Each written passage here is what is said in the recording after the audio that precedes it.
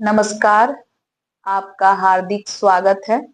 आज मैं सवेरे उठा तो धूप खिली थी शीर्षक कविता से संबंधित प्रश्नोत्तरी लेकर आपके समक्ष उपस्थित हुई हूँ। कुछ बच्चों ने मुझसे कहा था कि जो भी महत्वपूर्ण प्रश्न है इस कविता से उन पर मैं चर्चा करूं। तो कुछ महत्वपूर्ण प्रश्नों को आज लेकर मैं आपके समक्ष आई हूं। उत्तर आप स्वयं लिखने की चेष्टा करेंगे पहले। क्यों? क्योंकि मैंने इस कविता को अच्छे से प्रत्येक पंक्ति को समझाते हुए व्याख्या आपके समक्ष पहले ही प्रस्तुत की है। आप मेरे पिछले वीडियो को अवश्य देखिए। कविता अगर आपको समझ में आ जाएगी तो आप इन प्रश्नों के उत्तर अवश्य आसानी से लिख पाएंगे। कहीं अगर दुविधा या संशय हो तो आप मुझे कमेंट बॉक्स में कहें, मैं इन प्रश्नों का उत्तर लिखने का तरीका आपको बताऊंगी, लेकिन प्रयास पहले आप करेंगे और पूरी ईमानदारी के साथ करेंगे। ठीक है, आइए चर्चा करते हैं। पहला जो महत्वपूर्ण प्रश्न है वह क्या है?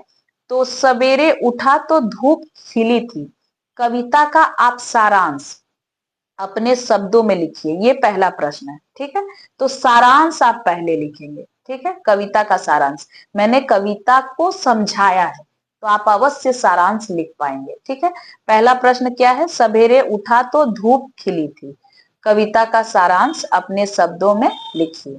ये महत्वपूर्ण है। ठीक है, आगे अगला जो महत्वपूर्ण प्रश्न है ये मैं दीर्घ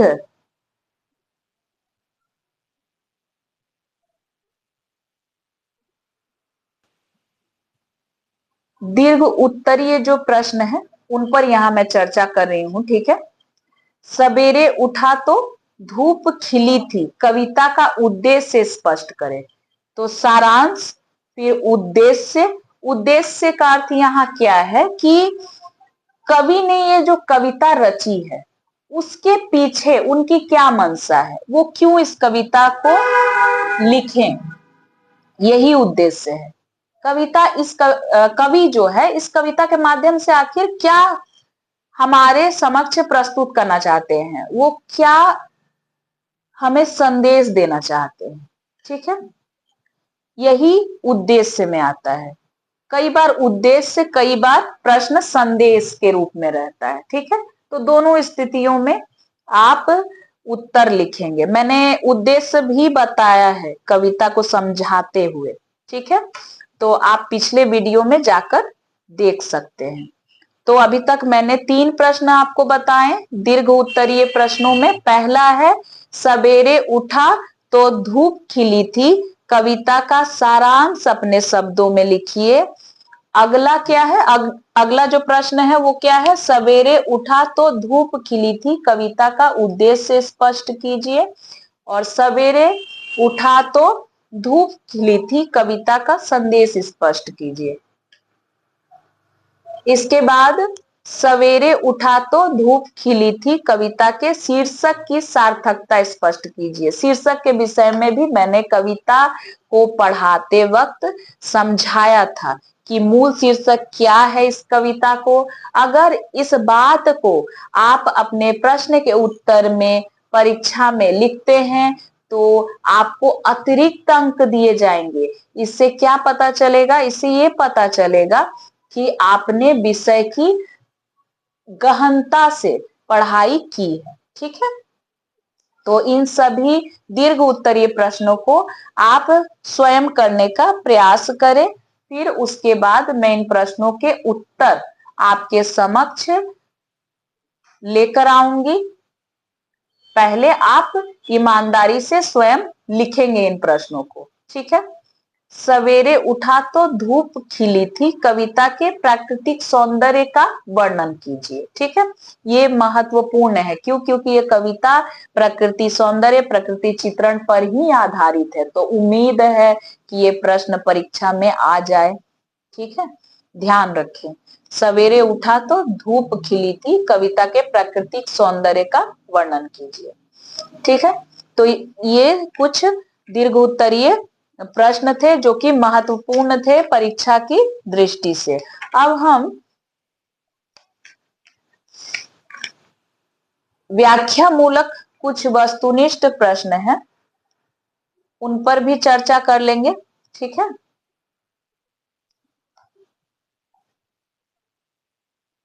देखिए मैंने कई बार कहा है कि अज्ञे का पूरा नाम आप याद कर ले। ठीक है, सच्चिदानंद हीरानंद वात्स्यायन अज्ञे, ये नाम आपको याद होना चाहिए, परीक्षा में आपको लिखना होगा, ये आएगा ही, मैं कह रही हूं ये आने वाला है। ठीक है, तो यहाँ कुछ प्रश्न है, अज्ञे का पूरा नाम लिखिए। ठीक है, पंक्ति ऐसे दे दी जाएगी और उससे संबंधित प्रश्न पूछे जाएंगे। ठीक है, किस समय का वर्णन है इस कविता में, याद रखेंगे, सवेरे उठा तो धूप खिली थी, किस समय का वर्णन है, प्रातः काल का वर्णन है। आप पंक्ति को देखेंगे पहले, ये ना हो कि रात के समय स्वप्न का दृश्य है और पूछ लिया जाए कि किस समय का वर्णन है। आप ध्यान रखेंगे, क्या है, सवेरे उठा तो धूप खिलकर छा गई थी और एक चिड़िया अभी अभी गा गई थी। जब ये पंक्ति दी जाए और पूछे पंक्ति में किस समय का वर्णन है, तब आप बताएंगे क्या, प्रातः काल। ठीक है, अब आगे कुछ यहाँ देखिए महत्वपूर्ण प्रश्न है, प्रश्वास का क्या अर्थ है, वो अर्थ आप लिखेंगे जो मैंने वीडियो में आपको समझाया है। ठीक है, यहाँ पर भी उत्तर दिया गया है लेकिन वो आप नहीं लिखेंगे, जो मैंने बताया था वही लिखेंगे। ठीक है, याद रखिएगा प्रश्वास का क्या अर्थ है। ठीक है,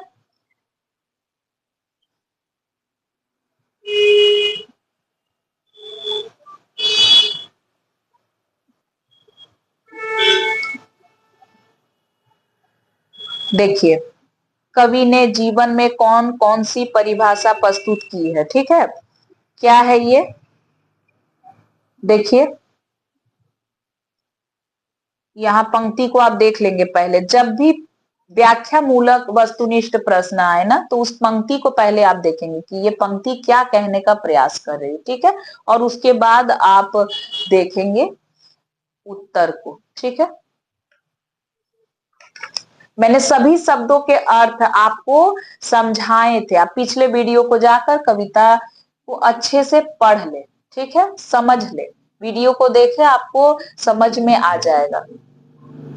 ममेतर शब्द का अर्थ भी मैंने बताया है, द्वैत का भी अर्थ मैंने बताया है। ठीक है, यहाँ पंक्ति को आप देखिए और यहाँ पे अगर बोल दे कि किस समय का वर्णन है तो आप क्या इसे सुबह कहेंगे, प्रातः काल कहेंगे, नहीं, यहाँ रात का वर्णन है। ठीक है, तो ये ध्यान रखेंगे आप कि किस समय का कब वर्णन है। उसने कौन है, तो उसने अनदेखा रूप है। ठीक है, याचक का क्या अर्थ होता है, कुछ मांगने वाला, याचना करते हैं ना, मांगते हैं।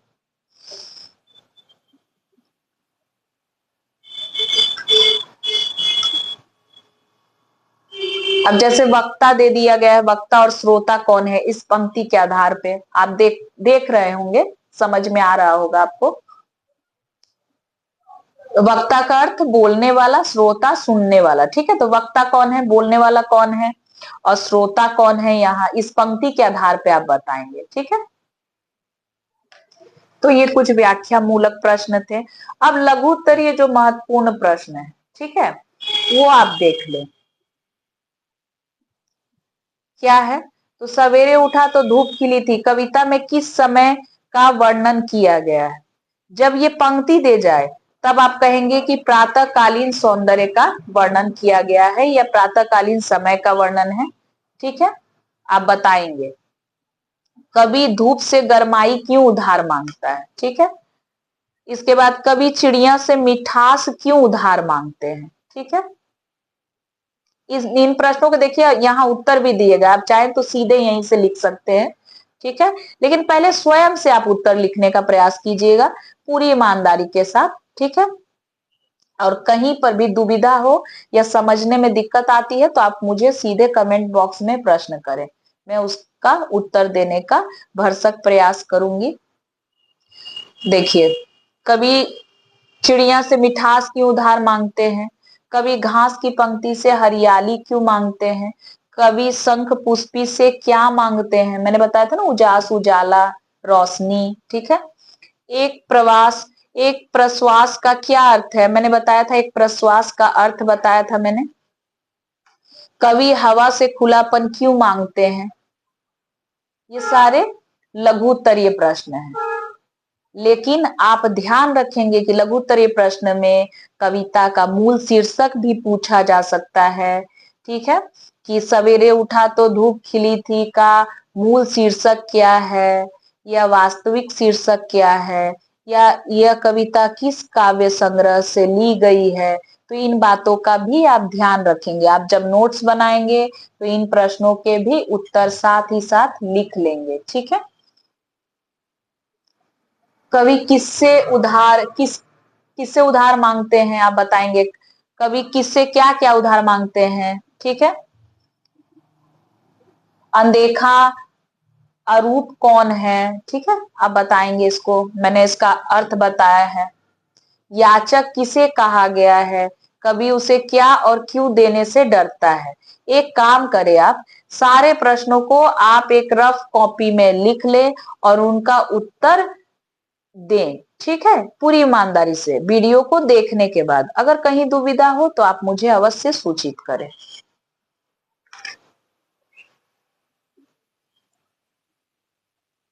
अरूप सत्ता को किसकी चरम आवश्यकता है? ठीक है। उधार देते मैं डरता हूं, क्या जाने ये याचक कौन है? तो ये प्रस्तुत पंक्ति में मनुष्य के चरित्र की किस विशेषता की और संकेत? आप सभी को पता है, मैंने बताया, स्वार्थ वृत्ति। मनुष्य का अपना स्वार्थ है, संदेह की जो प्रवृत्ति होती है, देगा ले ले, लेकिन देने की जब बात आए तब वो पीछे हट जाता है, ये स्वभाव है। ठीक है। तो यहाँ ये सारे महत्वपूर्ण प्रश्न है। कुछ प्रश्नों को मैंने पढ़ा नहीं है, मुझे वो उतना महत्वपूर्ण नहीं लगा, लेकिन जिनको मैंने पढ़ा है वो अवश्य महत्वपूर्ण है। फिर भी आप एक बार देख लें, इन प्रश्नों को करें आप। ठीक है। और जैसे जैसे हम आगे बढ़ते जाएंगे, पढ़ते जाएंगे, जब हमारा सिलेबस पूरा हो जाएगा उसके बाद मैं स्वयं मॉडल जो प्रश्न होते हैं बनाकर ले आऊंगी। साथ ही साथ जो महत्वपूर्ण प्रश्न मुझे लगेंगे कि परीक्षा की दृष्टि से उपयोगी है उन्हें मैं करवाऊंगी भी। तो आप हमारे साथ बने रहें और हमारे चैनल को लाइक, सब्सक्राइब और शेयर करें। तब तक के लिए धन्यवाद।